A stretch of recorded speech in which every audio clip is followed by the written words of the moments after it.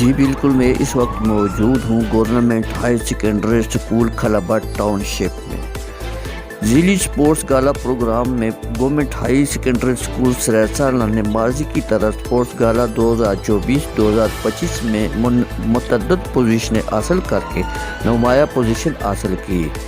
ذیلی مقابلوں میں سرفہرست رہی۔ ضلع ہری پور کی تمام 86 اسکولوں نے اس اسپورٹس گالا میں حصہ لیا اور سریسالہ ہائی سیکنڈری اسکول نے ہاکی، کبڈی، کرکٹ اور سائنس میں فرسٹ پوزیشن حاصل کر کے اپنے اسکول کا نام روشن کیا۔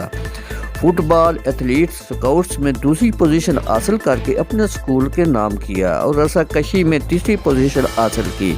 اس طرح government high secondary school Sarisala نے سب سے زیادہ نمایاں کارکردگی پر ذیلی مقابلوں میں اپنے آپ کو ون کیا۔ گورنمنٹ ہائی سیکنڈری اسکول سریسالہ کے پرنسپل بشارت محمود اور وسیم جاوید اور خان بہادر فخر زمان اور دیگر نے بہترین کارکردگی پر کھلاڑیوں کی حوصلہ افزائی کی۔